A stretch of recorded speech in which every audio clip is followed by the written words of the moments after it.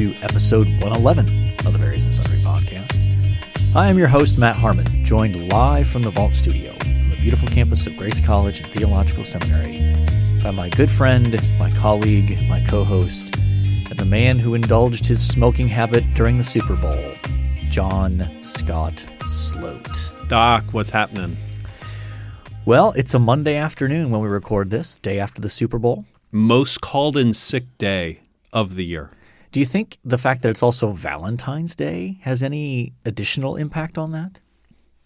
Probably not. Probably not. No, I don't think so. I think people are stayed up late watching the Super Bowl and therefore aren't going to work today. Yeah. Okay. Stayed up late though. The game was over at 10 o'clock. Yeah, I guess that in my mind that's code for drank too much. And okay, that's what I wanted to clarify. Yeah. Would you be in favor of moving the Super Bowl to a Saturday night? That's often been talked about in recent years. Yeah, I think so. I agree. So, in any case, that's what's going on. Today's Valentine's Day. Got big plans with the missus? I mean, probably eating leftover Super Bowl food tonight. That's probably most of the plan, but we'll pick up some flowers and some candy on the way home. Okay. Nicely played. Well, if you'd like to get in touch with us, you can find us on Twitter at V&S Email the show, variousandsundrypodcast@gmail.com. You can also find us on Facebook and on YouTube, and we would still be appreciative of you leaving a 5-star rating, please. Yeah. Any new 5-star ratings, by the way? I did not look for before today. I've become cynical on that. And also a review would be great. So on whatever platform you access the show, that would be greatly appreciated. Though I think we tend to primarily check do we check anything else? I only check the Apple I check the Apple one. Yeah. I hear Spotify just started a new, you can review things on Spotify. Oh. So okay. I know we have some Spotify listeners out there. If you sure. If you listen on the Spotify. The Spotify? Yeah, we're ranked number 2, I think, on Spotify, right behind Joe Rogan's podcast. Yes, and we're going to catch him. Yeah. Yes, indeed. But you can leave a review there as well. We'd appreciate it, yeah. There have been no calls to cancel our podcast from Spotify yet. I hope not. That I'm aware of. Not that I'm aware of. Mm-hmm. Of course, if they try to contact you on Facebook, they're going to be unsuccessful. So. Well, they're going to run into probably some Russian oligarch, Yes, indeed. So, speaking of things that have nothing to do with Russian oligarchs, last night was the Super Bowl. I mean, this episode will air on Tuesday, but when we're recording it. Yeah. So, let's talk about the game first. Rams beat the Bengals 23-20 in what was a good competitive football game. It was a good competitive football game, which I was a little nervous at the beginning because I think the Rams came out and scored twice early? Yes, I think so. And I was getting a little nervous it would get out of hand. Yes. Though that's been Cincinnati, that happened when they played the Chiefs. Mm-hmm. Chiefs got up quick, and then it's like the Bengals kind of the defense figures things out. Yeah. And they figure out a way to kind of stop what you want to do. I think that Bengals defensive line was amazing. Yeah, absolutely. I thought they played great. They did. Yeah, the defense for the Bengals was very good. I think what was not very good for the Bengals was their offensive line. Oh, yeah. I remember there was a stat shown maybe halfway through the third quarter. They were noting, wow, Joe Burrow's only been sacked once. And then early fourth quarter, they put up a stat that Joe Burrow has now been sacked 7 times in the game, tying the record with Roger Staubach. One of my favorite moments of the game, and you know how they shoot they do press day with the athletes, yeah, and they get in a green screen and hold up the number 1 finger or do stuff like that. They did that with Matthew Stafford and Joe Burrow. Okay.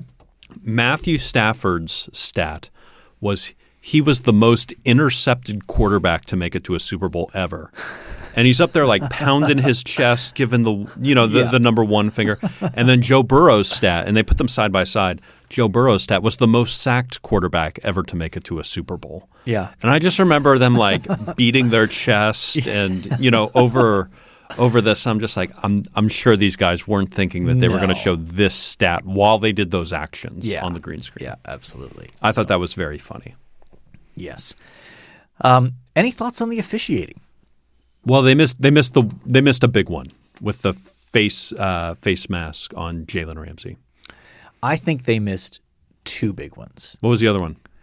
The so-called pass interference call on the Bengals late in the game on a 3rd and goal from like the 8 or 9, where they called defensive pass interference, and the replay showed that's not defensive pass interference. There wasn't really much there. So it gave the Rams 1st and goal at the 1 or 2 there. And then there were a couple other flags on that drive too as well. Yeah. Now, again, I would see those sort of evening out because I think both of those led to touchdowns. Yeah. And so it's kind of a wash to me. Like, I don't think either team I don't think the Bengals can look at that and go, gosh, the refs cost us a game. Well, you got away with an offensive pass interference that got you a touchdown. So a pretty bad one. Yeah. Let's. But it's interesting. The first half there was very few flags. What did you think of the flag? I think the first flag of the game that was thrown when the Bengals scored the touchdown, and some random guy in flip-flops runs onto the field. And shorts and a T-shirt, yeah. And celebrates with the team. Now, he's, I believe, a player who's on the injured list, maybe? I think that's right, yeah. But they couldn't identify him. Yeah. And it just went, this guy out here, I mean, clearly a player. Yeah. But for some reason was on the field. Bizarre. Like, it's almost like you think, has this guy never been on the sidelines of a professional football game? Like, he's got to know you can't do that. You can't do that. You know what? It may not have been a touchdown. It may have been an interception in the end zone. Because they got it at the 20. That's right. And it they was moved an it back interception. They moved it back to the 10. Half the distance to the 10. Yeah. Yeah. Weird. Just like, what's going on? And why is that guy out there in shorts and a T-shirt? I've never seen that before. Yeah, that was bizarre. So, I was a little surprised at the play calling on Cincinnati's last drive. They got it to third and 1, ran the ball, couldn't get it. 4th and 1, tried to throw the ball.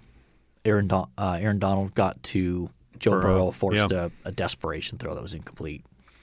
Yeah. So I was a little surprised at that. I mean, I think most people, given Burrow's success, were just kind of expecting he's at least going to get him down the field to kick a field goal. And they got to midfield. I mean, But isn't that kind of Cincinnati's MO? They can't put a drive together, but they can put together one big play. Yeah. That was kind of what they were the whole game, even. Yeah. I mean, I think it'll be interesting to see how much Cincinnati will go after trying to dramatically upgrade that offensive line. Yeah. Because to me, it seems like that's the missing piece. Mm-hmm. If they have right now they have a very ordinary at best, I think might be generous. Yeah. Offensive line.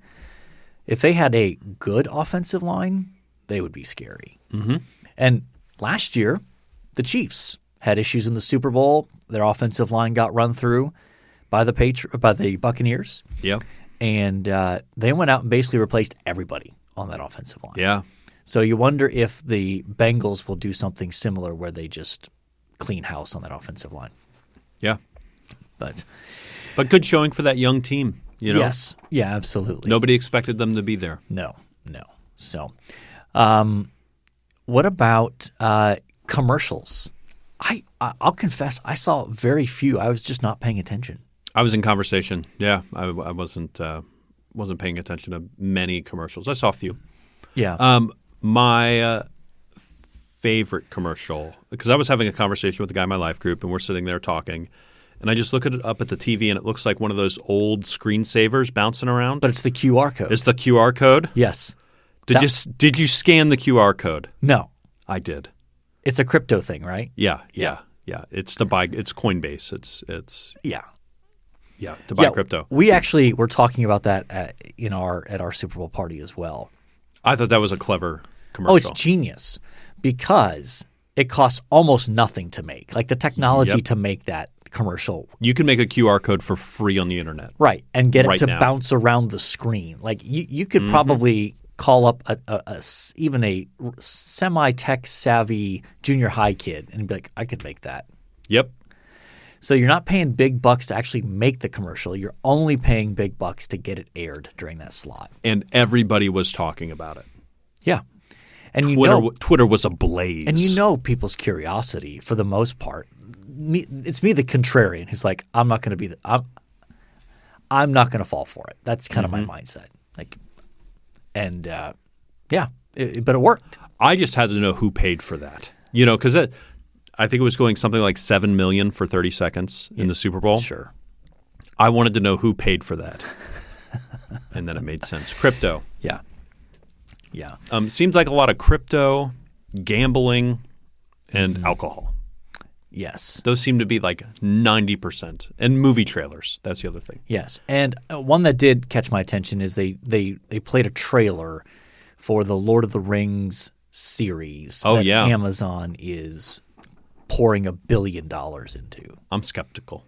You're skeptical of it? Oh, yeah. In what way? They came out and tried to promo it and use the words tasteful nudes along with the words Lord of the Rings. That didn't ring true to me. If I'm allowed to say that on the podcast. I don't know if we need to put the E on there now. You just did. Well, I don't know. So I do follow – there is like one or two like Lord of the Rings accounts on Twitter that I follow. And there's been a pretty raging – discussion about would Tolkien have approved of some more of some of the hints of the direction that this Amazon series could go in terms of making it a little less family friendly. Mm-hmm. And of course, there's all over the map. You've got your people who are like, he was Catholic, he was like he would not have gone for. And then others like, well, but he read feminist literature, and so it's just another example of how here's somebody from the past that two ends of a spectrum are both trying to use for their own agendas. Yeah, it's just kind of interesting. So, but I would like it to be good. I want it to be good, but I do fear that they're going to, try to make it a little bit too much like Game of Thrones, where it's like, okay. You're going out of your way to make it more explicit, edgier, and in so doing alienating, I think, probably a pretty big chunk of Tolkien's fan base. Yeah, the hardcore ones. Yeah, I think you're right. Anyway, anything else on the Super Bowl? Any highlights from the food at your Super Bowl party? My wife made some delicious sliders. Yeah. It was like Hawaiian bun. Have you seen those? Yep. So Hawaiian buns. Yep. 2 slices of Swiss ham, 2 more slices of Swiss, caramelized onions, honey mustard. Delightful. Yeah, that does sound good. Baked in the oven. Delightful. Yeah. Good stuff. Very good. Indeed. At our Super Bowl party, we have a guy in our life group who likes to make sourdough pizza. Oh, so yeah. we brought that over, and we baked it in our oven. So sweet. It was very good, very good. And both of our Super Bowl parties, of course, had buffalo chicken dip from Doppler Heidi. Yeah, yeah. The buffalo chicken dip that will kill you if you eat too much of it. It's so good. Yeah, so good. Once a year is fine. Yeah. A steady diet of that. Yeah.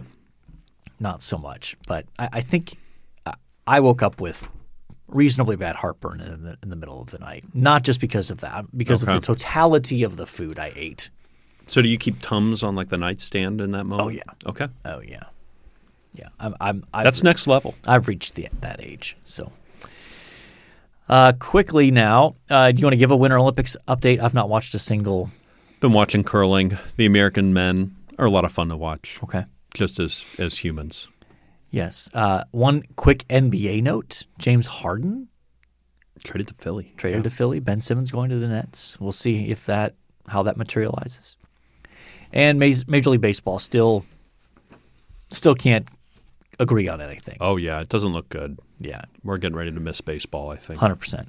100%. Yeah. At least spring training baseball. Oh, yeah. Yeah, there's no way. Which isn't the end of the world, you know. Yeah, but you're getting into that window where it's going to be hard to start the regular season on time. Yes, and now they geared up in, I think, 2 or 3 weeks 2 years ago for the season. But they still have, like, free agents out there. Yeah. You know, they need at least a week of that to negotiate contracts and stuff like that. Yep, that's a mess.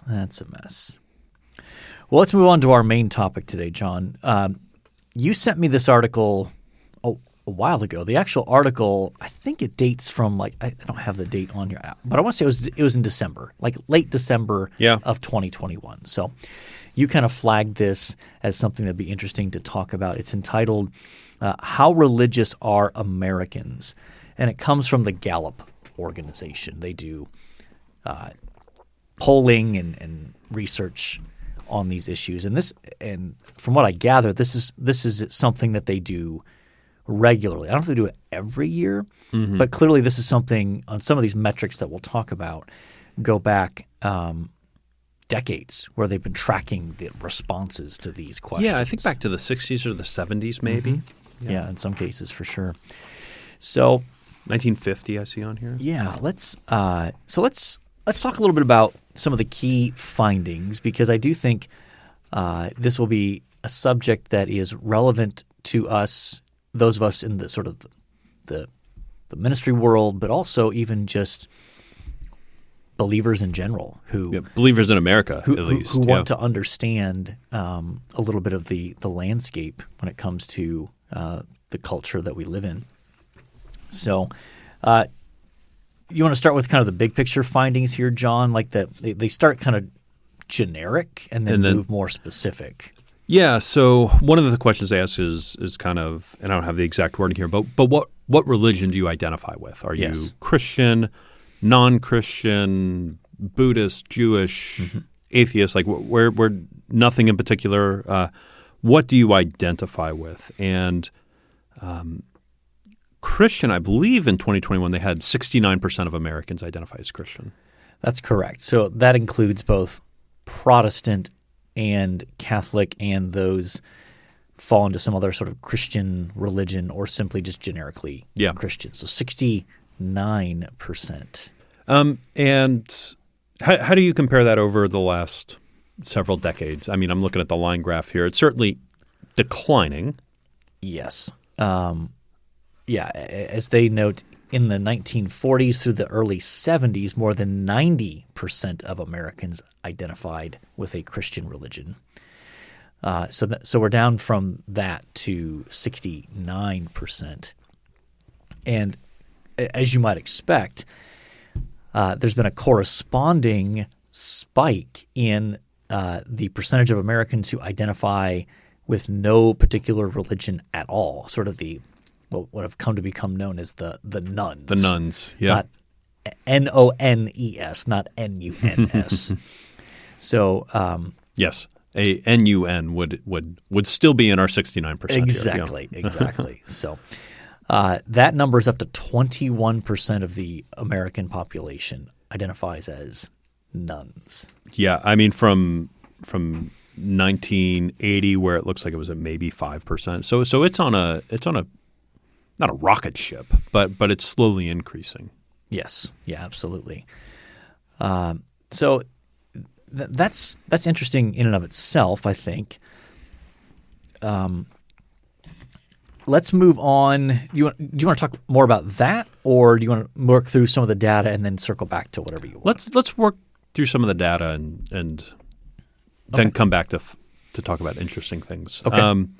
So the next thing they talk about is the importance of religion to Americans. Mm-hmm. How important is this? And so this isn't any particular demographic, but just how important is it? Yes. The percent that say it's very important is about half, 49%. And that's down from, closer to, in the 60s, it looks like it was at its height in the, what would you put that at, 75?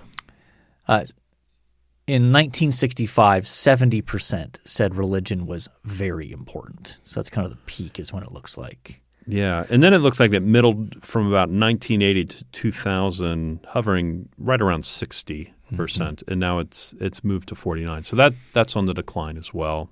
Yeah, and when you add the sort of combined total, so you've got 49% say very important, another 27% say it's fairly important, and that leaves 25%. I'm not sure. Some of those numbers must be rounded because 49 and 27 gets you to 76, Sure. and then 76 and 25 gets you to 101. But basically, there's some rounding in there. The number I want to get at is 25% say it's not very important in their lives. 25% of the American population. Anything else in that? Anything else in that category you want to hit on? Not necessarily. I don't know if I find that one as interesting as the next one. Really, self-reported church attendance, I think is pretty interesting. Yeah, I think it's interesting because it starts relatively low. So I think this would be people who self-report that they've attended church in the last 7 days. and we should note this also, though the predominant category is going to be church, but does include synagogue, and I think Synagogue, mosque, temple. Basically any religious service, I think, is how they in the last 7 days. Let's start with that one. So in the 40s, it starts at about 40%, climbs to almost 50% in the 60s, and has moved to about 29%. Here in the last 10 years, it's moved from 40 to 29. So I think that's pretty interesting that there seems to be less and less attendance at church. And then I think the next graph pairs well with it. Like church membership has moved from, 73 all the way to 47. Yes. I think it is striking when you go a little bit deeper here. 22% of Americans report they attend religious services every week, with another 9% saying they do so almost every week, and 11% saying they attend about once a month. Now, I do wonder, and I think if I remember this, I can't find it immediately. Oh, there it is. They do note that since these numbers are from 2021 during COVID, and I don't know at what point in 2021 they took the data. I read it. It was May and December. So it was 2 different phone campaigns. Okay. So May and December, they do note that these numbers include both virtual and in-person numbers. So people could, so if someone said, well, we can't go to church because of government lockdowns or whatever, but I've been watching what our church has put out every week, or then that counts. So that's a caveat. Lest someone think, well, sure, COVID means people couldn't come, so the numbers are lower than that. Well, this accounts for that. Yeah, and sort of a similar caveat in the church membership end of things. There are several churches that don't have membership. Right. I have my qualms with that, but it's a reality that's out there. And and I wonder, it would be interesting to maybe do the deeper dive. Do they account for that? Meaning, I'm not sure how they define that, because I wonder if even if a church doesn't have membership formally, do they just then count, well, our typical Sunday morning is X. Is 75 people or 700 people or whatever the number is. Yeah. So it's hard. I'm sure somewhere they probably give some explanation of that question. But in any case, the numbers there. Go ahead and hit us with the numbers under church membership. Well, I mean, it starts at 73 and it was pretty steady until probably 2000. I mean, I think 2000, what's the number there? 70. And then it dropped to 47 in the last 21 years. Yes. And there's a steady drop there. So it's not like, it was at 70 until 2019 and then and dropped. But there seems to be a steady decline. Yeah. Yeah, their closing paragraph does say the decline in formal church membership has largely been driven by younger generations of Americans, which I do think is true. About 1 in 3 U.S. young adults have no religious affiliation. So there's that nuns again, probably, mostly. Yeah. And signaling that although the larger number for the totality of the population is lower than that, it seems especially pronounced among younger adults in the United States. And then they also note many young adults who do identify with a religion nevertheless do not belong to a church. And even older adults who have a religious preference are less likely to belong to a church today than in the past. All those things ring true, I think, with our experience. Yeah. So what do you make of when you see? I mean, there's some pretty depressing data here for the churchmen. How do you think about this when you come across it? I don't know. I mean, at one level, of course, this can be discouraging, sure. But, I mean, I would say that I think it also provides some opportunities. Meaning, I think that oftentimes in this kind of survey data, and even in our experience, one of the challenges that pastors and churches can face, more so in some parts of the country than others, is the whole sort of nominal Christianity.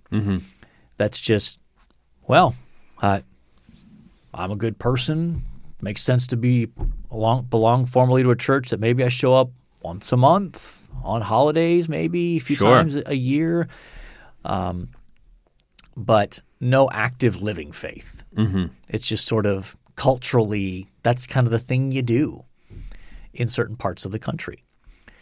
That can make it challenging, I think, to do ministry in those contexts because you have a large percentage of people who think they're Christians but by a biblical definition are not. So that shapes your ministry differently, I think. I also think that as that nominal Christianity begins to fade and decline, there are more opportunities for making a compelling case for genuine, faithful Christianity, a Christianity that is unapologetic about following Jesus and trying to live out obedience to him. So I think there can be some opportunities where in those kind of contexts where nominal Christianity thrives, that it can actually be a detriment to the spread of the gospel because everyone's like, well, gosh, come on, everybody's a Christian. And then there's those people who are like, maybe you take it a little too seriously. Like, easy now. Come on. Like, it's good enough to show up to church every week and throw your money in the offering plate and, be kind to people. But let's not get too serious about, those fanatic people who are like really serious about following Jesus kind of thing. Yeah, I think that's my takeaway as well. I think they've been called the mushy middle. The nominal Christian is sort of fading away. The line's becoming a bit starker between Christian, non-Christian, and I ultimately think that's a good thing for several of the reasons you just outlined. Yeah, and I think the part of the impetus for that ends up being cultural pressures largely, is that we used to live in a culture where Christianity was, at least in some nominal sense, largely at least acceptable to a vast majority of people. Even helpful. And saying, culturally, this is probably a good thing that that most people go to church and, get some morals in them kind of thing. And I heard a story once of a guy who came to the United States from, I can't remember, somewhere in Europe. He moved here, went to a bank to apply for a mortgage, and the bank lender asked him, so where do you go to church? The guy goes, why does that matter? And the guy responds like, well, you don't lend to people who don't go to churches. That would just be insane. And so there was a time in America's past, on this chart somewhere, where in certain areas of the country it was a net benefit to be a part of a church. Yes. Yeah, absolutely. And I think that those days in most parts of our country are gone or soon to be gone. Sure. Depending again on where you live. Let's think a little bit about sort of the evangelistic task then in light of this. What would you say are some things then that maybe we should reflect on when it comes to trying to reach a culture where these trends are happening? What do we do to try to reach a culture? I think one of the things that comes to mind, and I think it's tangentially related to evangelism, I think a robust understanding of faith and work. So being able to connect your work to your faith and share your faith while at work. I think more and more as their work becomes their community in a number of ways. There's less friendship outside of work. They don't have these groups like churches to meet and gather, or firemen's unions, or the Knights of Columbus, or whoever's gathering, right? Yeah. Those are becoming less and less attended. And so I think a robust understanding of faith and work will help us share and evangelize going forward. Okay. Yeah. What do you think of?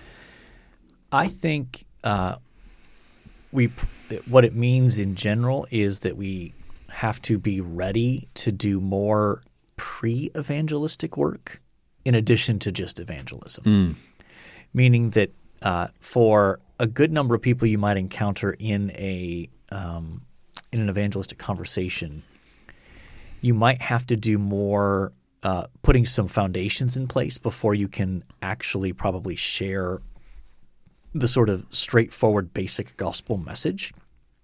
Because if you think about and again, I was on staff with Cru, so I'm very familiar with the 4 spiritual laws. I think in the right context, it can be a really helpful tool in some ways.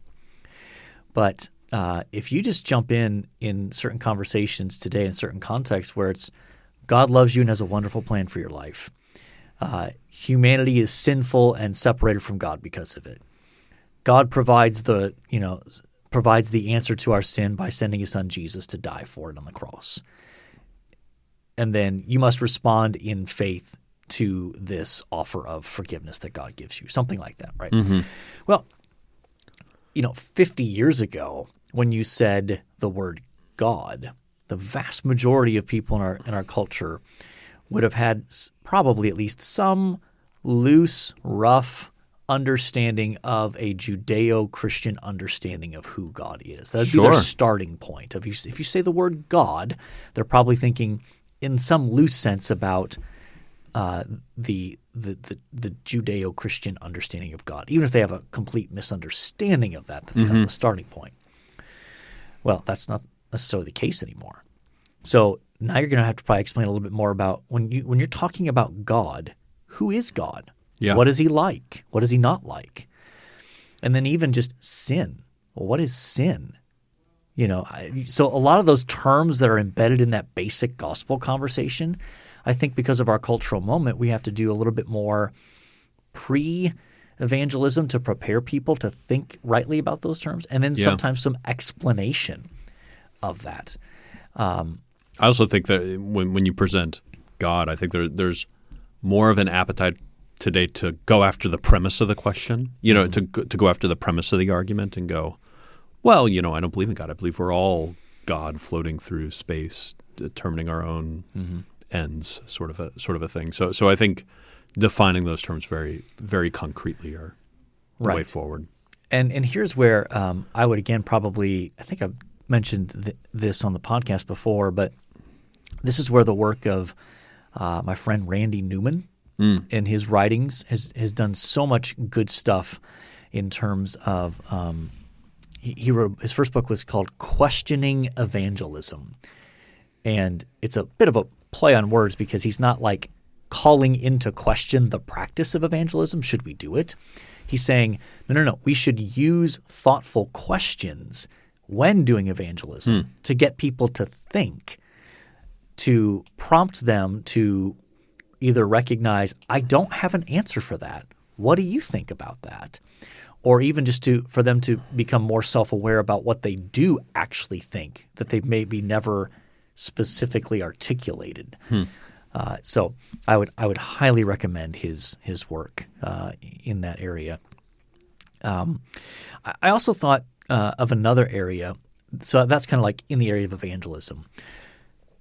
I also thought about this in terms of ministry in the church. So what does this look like within ministry in the church? And I know we do have a chunk of our audience is pastors or people who teach in the church. And here's where I think it's probably important for more and more pastors and preachers and teachers to not assume that people know what you think they might know about the Bible or about theology words or things like that, even to the point of when it comes to, okay, everyone open your Bibles to Deuteronomy. Well, it may not be the worst thing to say. Now, Deuteronomy is the fifth book in the Old Testament. Genesis, Exodus, Leviticus, Numbers, Deuteronomy. And you always need filler words while people are turning the pages of their Bibles, right? So I think it's just smart to not assume that people, even who have showed up to church, necessarily have a working knowledge of the Bible or even like theology terms like justification, sanctification, predestination, like terms that sometimes get thrown around that we don't stop and say, and when we talk about justification, we mean this.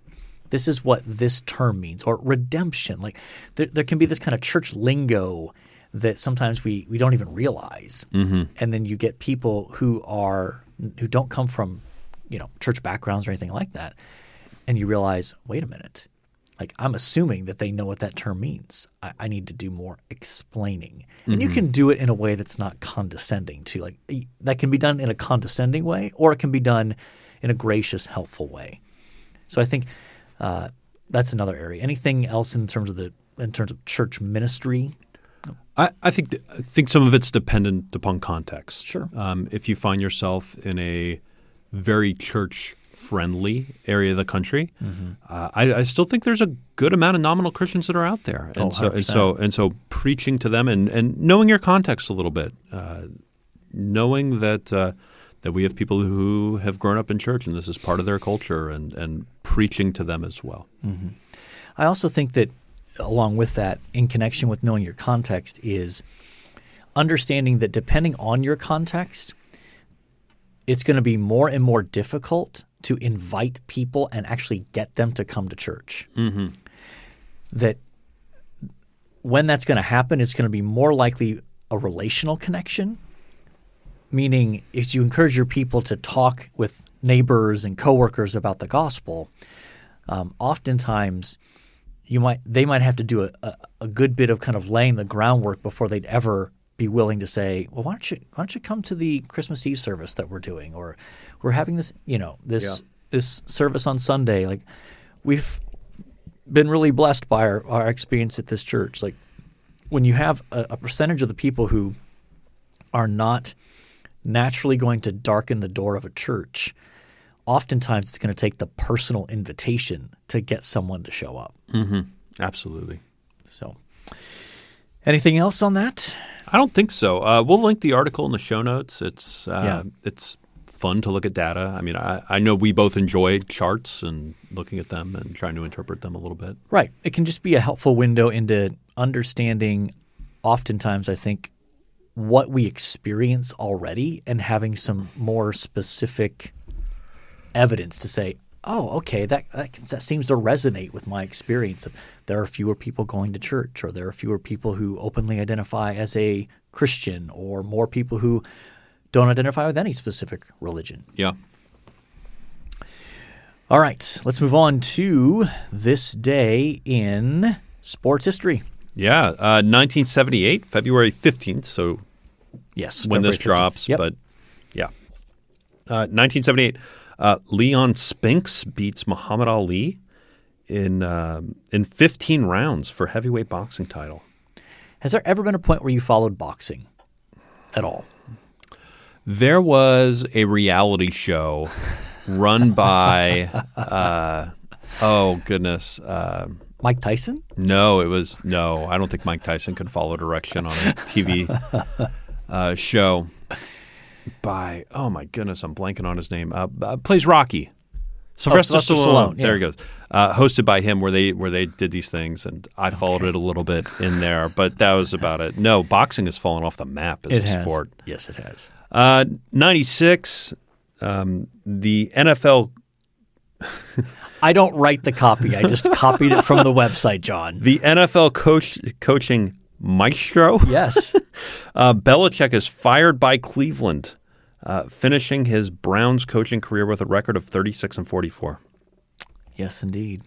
1998, the 40th Daytona 500, Dale Earnhardt's only Daytona win in his 20th start, snaps a 59-race winless streak.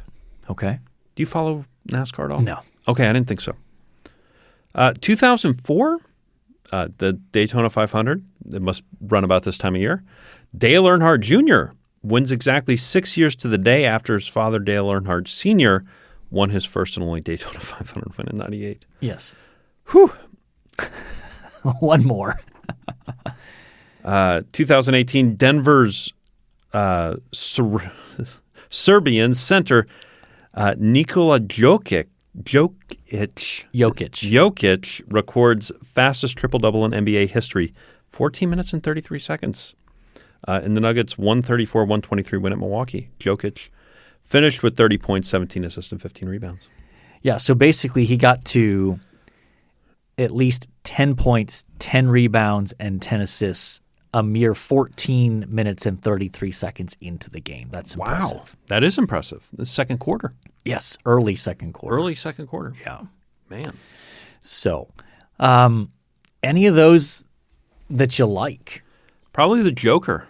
Yeah? That's probably where I'm at. Okay, I can go with that. I mean, NASCAR doesn't do anything for me.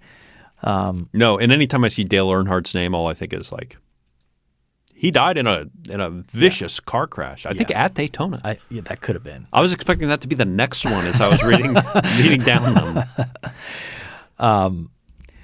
Yeah, I mean, we got some we got an irate text from Nate in Ohio given last episode's mention of a certain owner who moved the Browns from Cleveland to Baltimore. And that we said his name, apparently. Yeah, apparently that's it's not an FCC rule, but it is a Nate from Ohio rule that you can't utter that name. So we're going to go with Jokic. Jokic, yeah. And that's impressive. Yeah, I can go with that.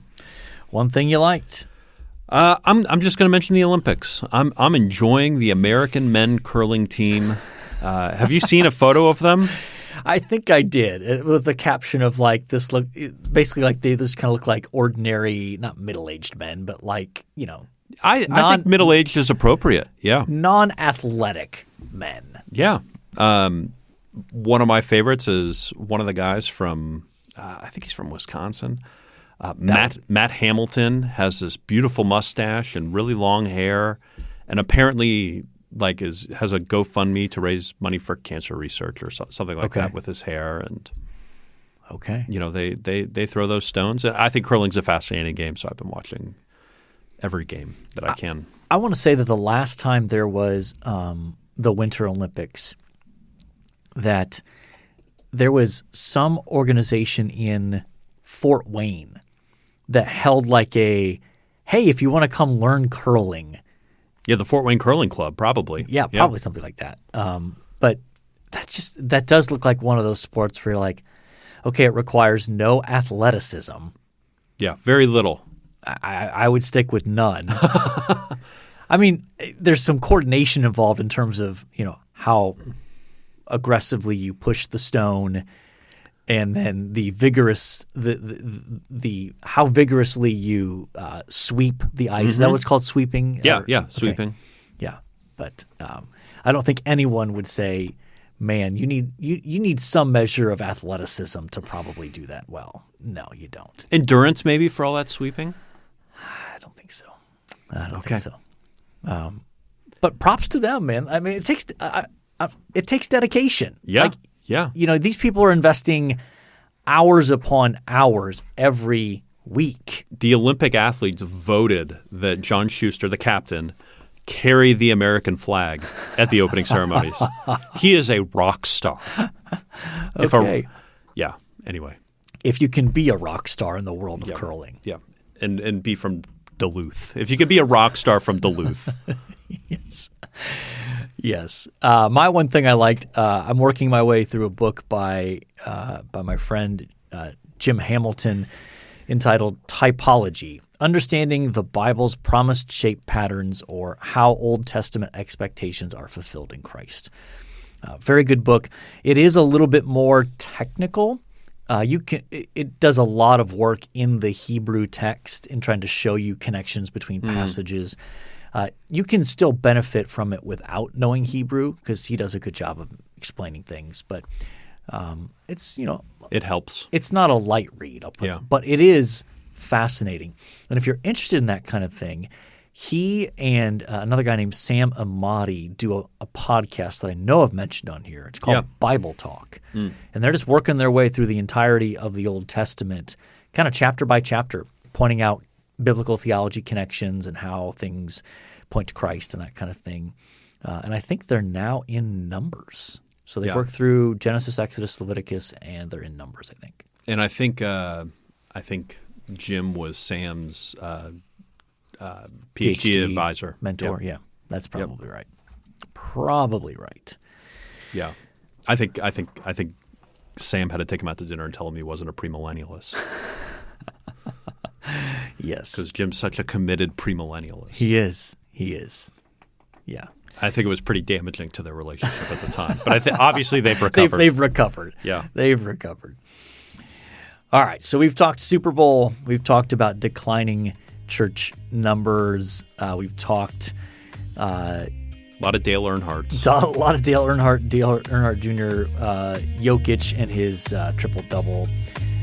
We've talked about a book I'm reading, and we've talked about curling. Of course. So I think by definition, that is our various and sundry topics. Are you ready to call mission accomplished? Yep, I think so. Well, in light of that, all that's left to do is say until next time, the Lord bless y'all real good. Later.